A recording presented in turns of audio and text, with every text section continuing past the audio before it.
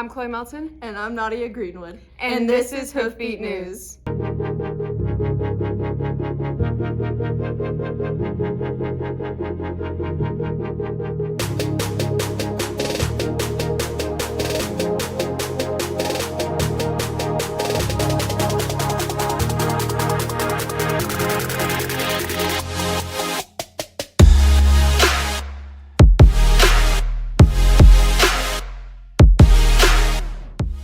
Hello FMHS, today is Monday, February 6, 2023. And we're here to bring you yet another episode of Hoofbeat. Up first, Johnny has a story on the food pantry. We filled in food pantries. During COVID, we found that it was so hard for people to get access to food. And if you live in the country, you don't always make it in, or if you have an after-school job, you can't always make it. So the pantries are there to fill in not only, hey, I didn't grab breakfast maybe, but I need to feed my little brothers and sisters this weekend, or my family needs food this weekend, or I just need food this weekend, or during the week even. We had designed it for the youth to be able to use because we were trying to fill in the gaps with the diversity that the high school has, so everybody could grab something. And that was the original plan. This is the most brilliant question I have been asked so far this year. At this point, we hadn't even addressed that, but I will guarantee you by Friday, we're gonna have an answer to that. And we're gonna set up a place for teachers. So, I mean, because it's kind of awkward if you're the teacher and you're going in with your students to access the pantry. I think we need to set something up strictly for teachers. There are.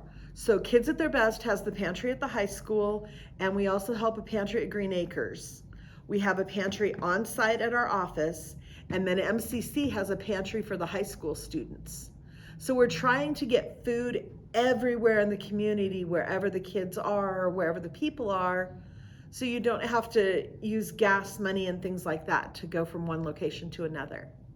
Well, right now it looks a little bare because we get an order in today, but we offer any sort of meal that the kids might want, as far as like mac and cheese. We have spaghetti, tons of corn, peas, that type of thing. And then we do have a lot of snack stuff like granola bars, cheese and crackers, cereals, oatmeal, a little bit of everything. And right now we are asking, there's going to be a survey going out, that if you have suggestions for the pantry, or if you feel like we're lacking in something that you eat, then let us know, because as long as it's something that can be on the shelf, then we are open to get that. Well, we just met with Jody at Kids at Their Best yesterday, and they have been so gracious to us because they've been providing all of this for us. They buy it for us. So as everyone might remember, at homecoming, there was a huge food drive for this, and it was really stocked, and that was gone in a short amount of time. And the more people that are finding out about the pantry, the busier it's become. So they have been buying all the food for us. So yesterday when we met with her, with the Student Senate kids, we had an idea come up that we are thinking about doing grab and go meals. So one thing that came up is like, maybe if you're a kid and you are going to need a meal tonight, but you don't quite know what you're doing, our idea is to provide you with that. So in what we're gonna call grab and goes, maybe you'll have like a spaghetti, some noodles, and then maybe a corn or peas or something like that in your box. And it's gonna tell you how to make your spaghetti dinner and cook it with the corn or whatever that is for you. Or maybe if you put it, we have some Alfredo down there and some chicken and another vegetable that you just grab that to go, and on the outside it says chicken Alfredo meal, how you prepare it, what all you will need to cook it, and any other ideas that you guys might have that you think is a good grab and go meal, let us know, because it's your pantry and it's here for you. So you tell us what you want in it and what you think might be good ideas too. So usually the order comes in, we go pick it up 7th hour, because I do have the Student Senate kids help me. And so that's what hour they have that. So we go pick it up, and then we come here and we'll fill it up. Okay, and the last thing I want to say is if you are a student that you can't come at the end of the day to come get some food, or maybe you just don't feel comfortable with it, I want you to know that you can come down, of course, with a pass from your teacher anytime during the day and come see me or anybody in the counseling office, and we will let you in.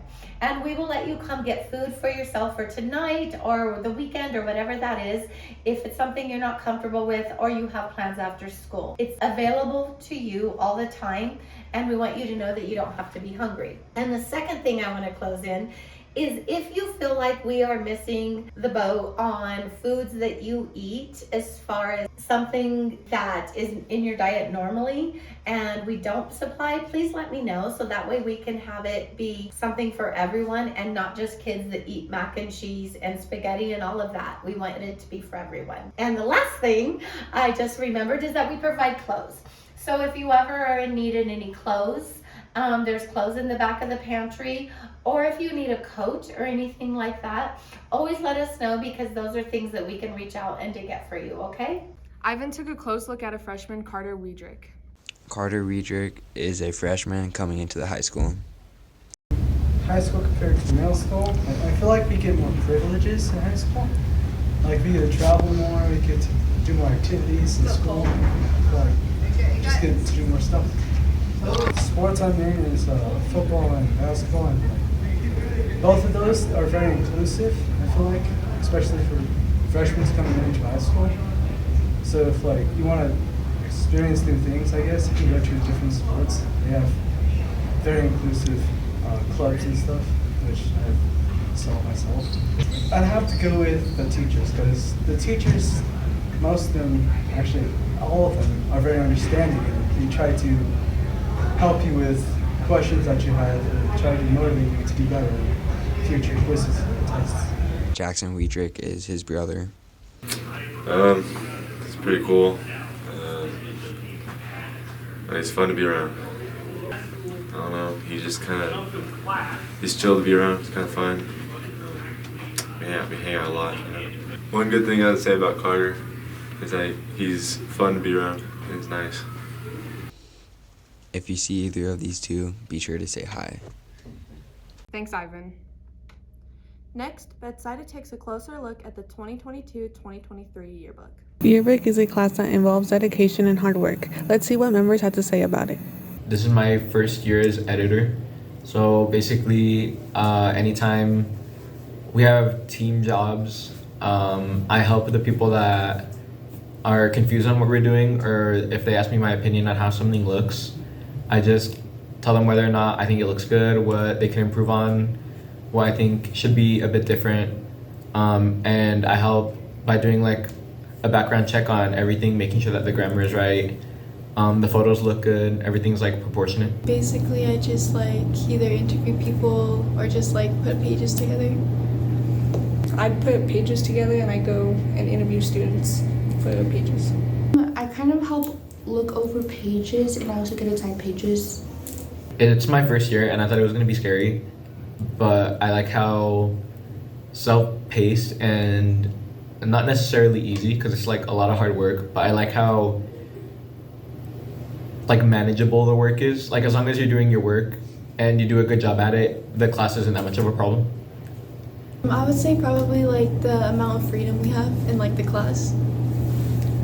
I like that I get to work with a lot of people and I get to interview new people and see what they kind of like. I really like being given an assignment and having the deadline days after, weeks after, or even sometimes a month after, in extreme cases, and being able to decide when you're gonna do the work, how you're gonna design the page, and what you're gonna say in the page. I heard that there was gonna be a shortage of people this year, and Miss Larson was in charge of it this year, and I knew her from the drama department, so when she asked me if I wanted to join, I was sure. And eventually I ended up really liking the class, and more people started joining, and I think right now we have a really big class full of people that are really passionate about the yearbook. It seemed like it would be fun and a new learning experience. I joined the class because I wanted to kind of have a challenge, and it seemed fun to do. I joined the class last year. It was a filler class. I dropped it and then I had to I had to take it second semester because I forgot to drop it. But I actually really ended up liking it, and like being able to go, or having like an excuse more so to go to like clubs and like sporting events to be able to take pictures. Anytime we have a deadline, it's a lot of stress, and you gotta make sure that everyone is on top of their work. When you have your work done, you gotta make sure that your work is actually done and that it's like up to par with what people are gonna be paying for. Probably like staying motivated and getting my deadlines like done on time. I would say that some challenges is getting like our deadline done when it has to be.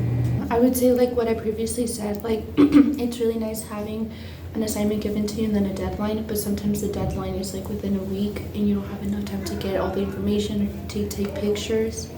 My favorite part of Yearbook is the people in the class.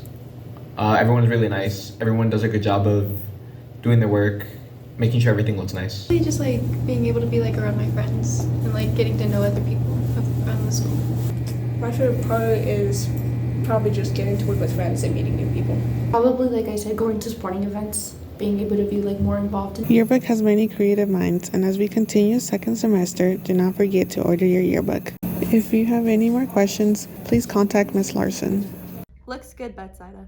Next, we get to know a little bit more about Mr. Ditter. Mr. Ditter has been here for a long time. Let's get to know a little bit more about him. Greg Ditter, here, 30 years. Oh man, a lot. You know, in the hallway, I gotta tell you this. In the hallway, those kids, I'm walking down the hallway, if 1993 AD, if a kid cussed in the hallway, they got detention. And if they cussed in front of an adult, a teacher or any other adult, they got out of school suspension. True story. A lot's changed. Life skills, yeah, that's what we want to teach them. So, how to communicate, communication's key. How to communicate verbally and written too. Those are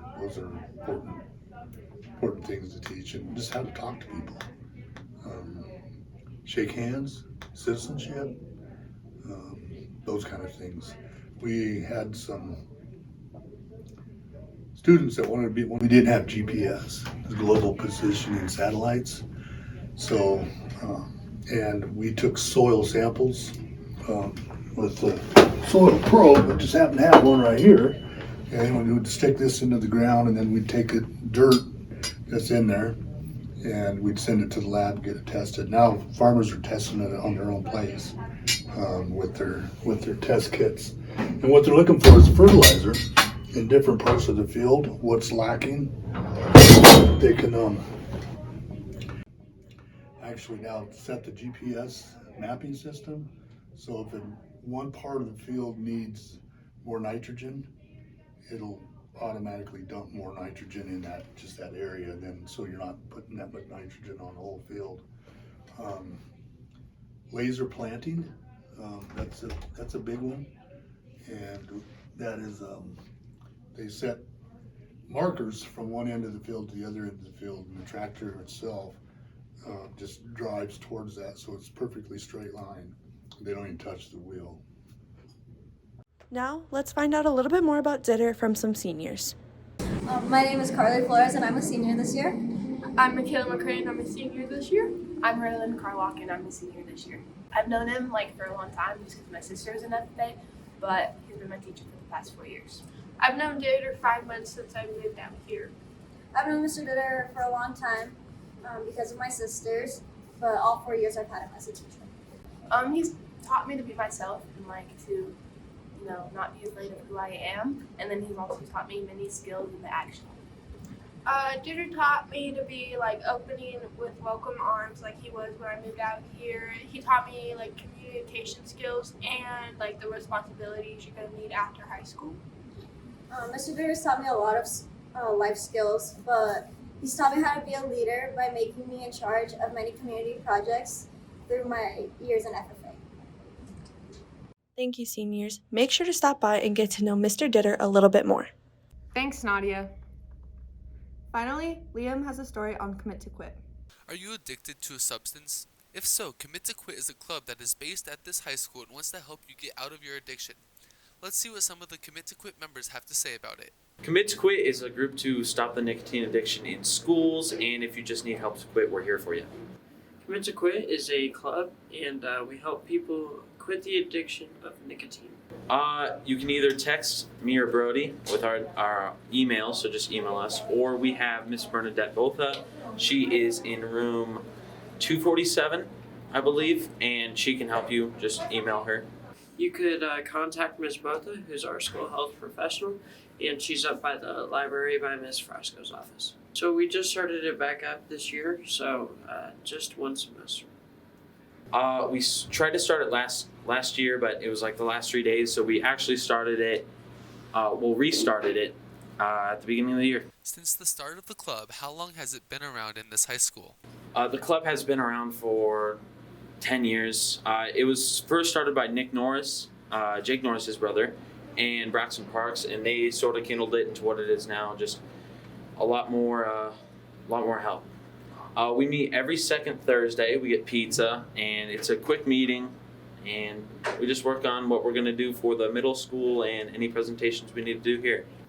So Miss Botha, and there's 2 people from the health department who help us, and then me and Brogan. Is there a hotline number that you can call for help? Yes, and it will be on the screen below. You can call whenever, 24/7. Commit to Quit is a great resource that this school has. It can help you if you need help abandoning an addiction. If you'd like to talk directly to a professional, call 1-800-784-8669. Again, that is 1-800-784-8669. That's all the time we have for this episode. If you have any story ideas, please contact us on our social media. From all of us at Hoofbeat, have a great week, FMHS.